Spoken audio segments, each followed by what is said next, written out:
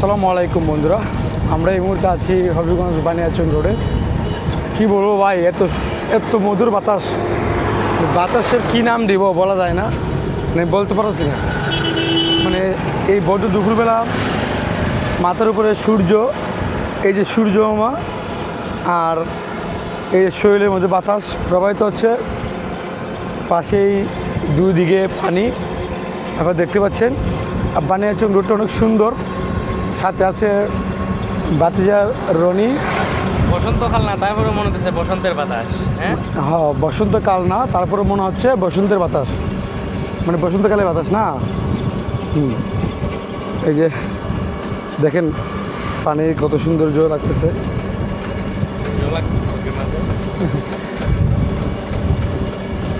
অনেক সুন্দর বানিয়াচং রোড। আমার মনে হয় হবিগঞ্জের মধ্যে সবচেয়ে সুন্দর রোড হচ্ছে বানিয়াচং রোড, বিশেষ করে এই জায়গাটা কালাডুবা, মধ্যনগর থেকে কালাডুবা এবং সুবিদপুর ইউনিয়ন পর্যন্ত। আমরা এখন যাচ্ছি আরও গভীরে, মানে আরও একটু ভিতরে, সুবিদপুর ইউনিয়নের কাছাকাছি। ও খুব ভালো লাগতেছে বন্ধুরা।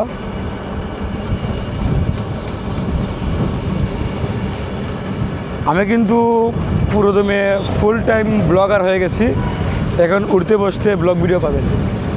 যদিও আপনাদেরকে বিরক্ত করা হবে, হ্যাঁ, অনুরোধ করবো বিরক্ত হবেন না, উপভোগ করবেন নাকি?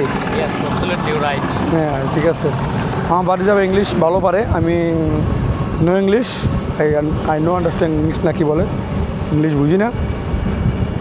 বাড়িতে খুব ভালো বুঝে ইংলিশের ঘরে জন্মেছে তো, সে ব্রিটিশের লোক। ইয়েস।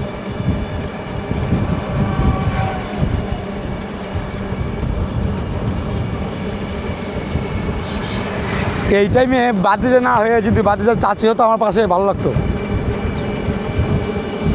নাকি? শান্ত কি বলো? হ্যাঁ, এই যে ওনারা ওনাদের মতো করে সময় কাটাচ্ছে এই যে বট গাছের মধ্যে। ওই জায়গার নাম কি বলে যে জায়গায় আমরা যাচ্ছি?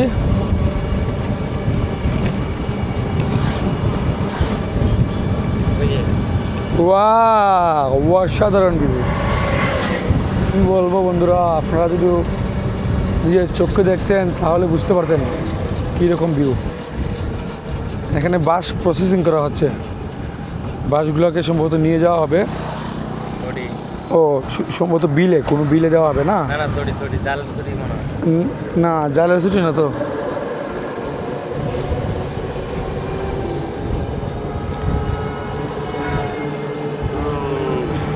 তবেও চলে আসলাম সুবিদপুরের সেই জনপ্রিয় জায়গা।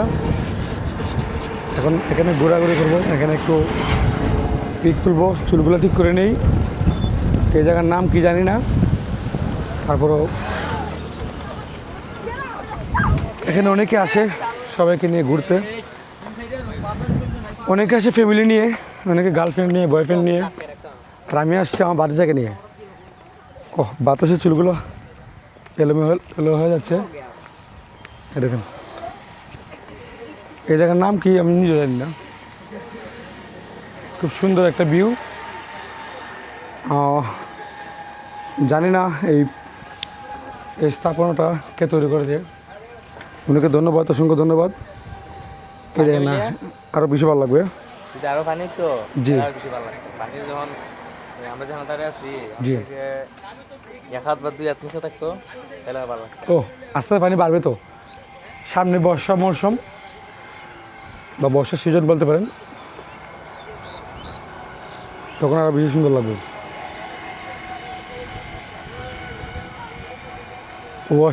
অসাধারণ কি বলবো।